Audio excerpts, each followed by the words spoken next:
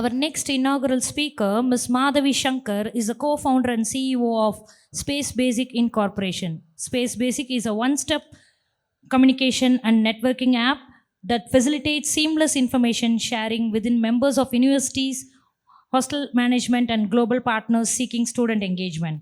She has previously worked for companies like Odlo Private Limited Sydney as product manager, Asia Pacific. She is passionate about building and engineering consumer driven products across scale.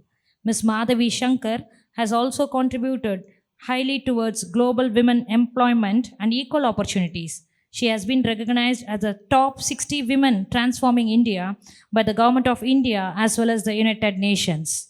I request Ms. Madhavi Shankar, CEO and co-founder Space Basic Bengaluru, to present her inaugural address. Good morning, everybody. And thank you so much to the RVS team to have me here today. I think one of my favorite quotes is the only thing constant in life is change. And, I think today, as we talk about intellectual property and we talk about copyrights, that holds so much sense. Just do a little bit of more for students and educators, right? When we talk about intellectual property or when we talk about copyright, it sounds very heavy, it sounds very articulate. But in today's generation, that is changing. Copyright could be something as simple as an illustration on an artwork that a student does. Or IP could be as simple as writing 2-3 different lines of code for the same feature or for a same functionality or a product. So I would like to tell you a little bit about my journey as an entrepreneur, and hopefully that will help some of the students here today to think about what IP or research really means. It's not boring, it's not something that is tedious, but it's something that really adds value not only to whatever career path that you choose, but also to being more inquisitive and being more observant to your surrounding. And that really gives you that competitive edge to upping your CV in a pool of, thousands of CVs when you talk about why should an educator pick you. Now, traditionally for me or most people, going overseas to the US or Australia, parents, and all of us get really excited about it. But for me, it was a little different. So I had my master's, I worked in Australia, decided to start a company in the US, but then I came back to India to work with the Indian market. The reason why we did that was because the cell phone penetration in India was just about increasing to about 17.5% around 2017, 2018. This is the time internet became more accessible to the Gen Zs and the Gen Y. Today, everybody's on their phone. Everybody's on WhatsApp. And it's just amazing of how the internet penetration, from a tier 2 to a tier 3 city all the way to more sophisticated cities are just being kind of used in different ways. And especially because India is one of the youngest, houses one of the youngest youth population. What that means for us is that we need to decentralize a lot of the things that we do. Now we spoke about IP, for example. Now let's deconstruct it. What is IP, and why are countries like the US or universities in the US more sought after? That's because they have a very nurturing, research first, ask questions, inquisitive kind of approach. They encourage their students to ask questions and find answers. For us, sometimes that's not the case. From an educator perspective as well as from a student perspective, I think to nurture that, we need to really be able to be, ask questions, to be able to be inquisitive, to ask for answers and find answers. Now, when I started my company, Space Basic, a lot of people were perplexed as to why am I coming back, leaving a good job in Australia, and had the opportunity to move to the US and started there to come to India. One was, of course, I was very passionate about the education space here. Things were changing and changing fast. But more than that, to take that risk and really figure out, how can I contribute? How will I make change? Right? I was very curious about that. Now, I didn't know whether I will or whether we won't, but we had to give it a shot. And especially, coming and working with hostels in India, just people couldn't understand, why am I leaving a good job and coming back to India to work with hostels and PGs, right? And that's where the opportunity lied for digitalization.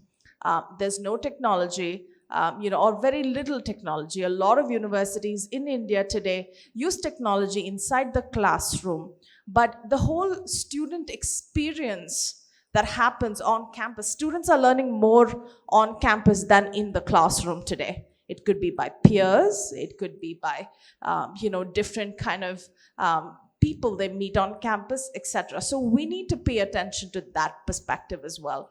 And all this is what we learned. I know this today, but when I started, that was a very one small problem that I wanted to solve, and then kind of grow into it. So the question is, was this a new solution? The answer is no. We knew there were multiple ERPs out there, for example, who are doing much more things. And, in India, we come from a buffet system where we love a spread of everything. Whether we eat everything, we don't know, but we like to get our money's worth, with that spread. So it was very difficult for us initially to say, hey, look, we're going to solve hostels problems as well as optimize wastage in cafeterias, right?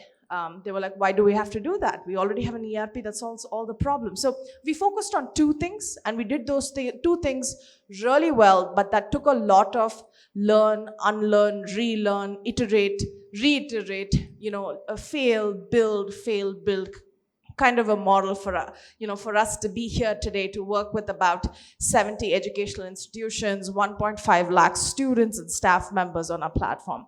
And what we did in terms of IP was that we went ahead and we kind of, had some copyright and filed for some patents around how quickly we optimize or reduce costs around food wastage for universities. So what I'm trying to say really is that we don't know the answers to everything until we kind of learn to be curious, genuinely kind of go see what is out there and try to solve a problem.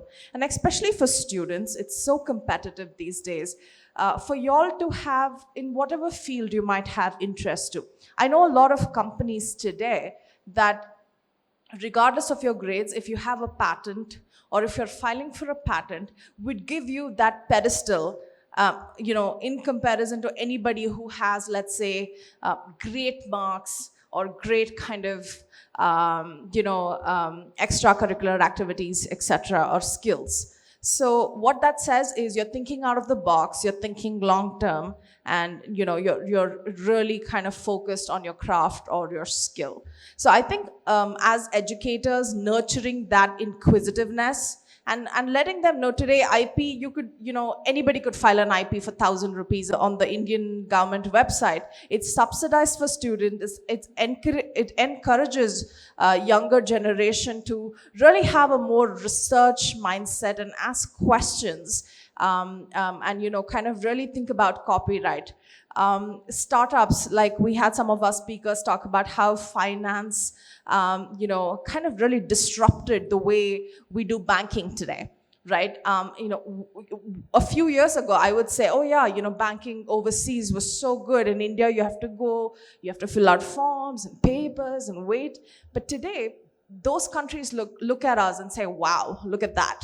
How did India, 40% of India's population use digital payments just in a span of 3 years or 2 years during COVID? It really spiked up. So I think the government will give you the infrastructure, for example, UPI, but all of these other startups, and if you see all these PhonePe, Google Pay, Bharat, they're all young entrepreneurs, young founders who really wanted to disrupt and who really wanted to take that chance, optimize, and not afraid to fail. I think as educators and students, we really need to kind of here in India focus on just go out there, figure it out, instead of being more conservative as a country. And we definitely see that opening up, but definitely nurturing students to pick alternate career paths that are not mainstream, ask questions, pursue entrepreneurship, or skills that are usually not on the books is a great way to have like an open mind